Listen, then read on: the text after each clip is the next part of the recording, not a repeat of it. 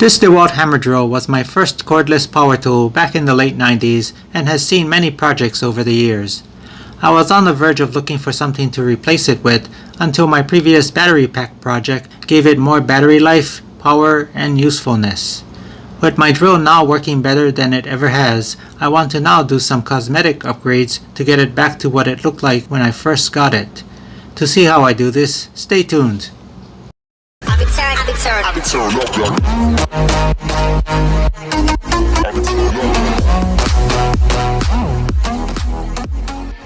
From afar, my DeWalt does still look like it's in pretty good condition, and it is when compared to what I found online when looking for replacement parts to do this video. In taking a closer look, there are some obvious blemishes that worry me of what they might turn into over 5 or 10 more years. The hairline cracks and failing grip will only get worse. So I decided if the price made sense as opposed to getting a new drill, I could probably replace the exterior parts. I'd leave the internals alone since they seem to be working fine. So with that plan in mind, it's time to get started. These are the parts I felt would give me the most bang for my buck. Most of them are cosmetic changes with one internal part which I picked up only because it was cheap.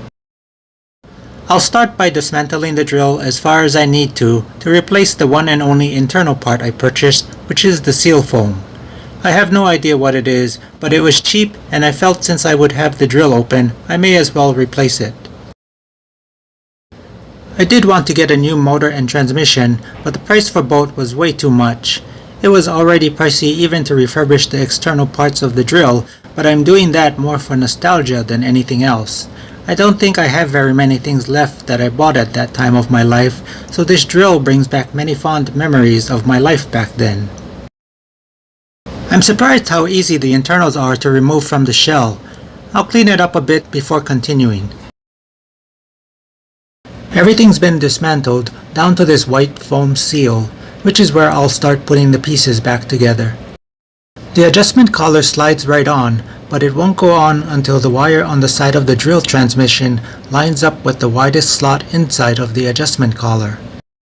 At this point, you'd think the next logical part to assemble is the chuck, but I found I'd rather install the shell, which helps provide the leverage needed for installing the chuck. The final part is this chuck, which is a simple assembly. The chuck is screwed on clockwise until it bottoms out. Then the reverse thread chuck screw holds the chuck in place.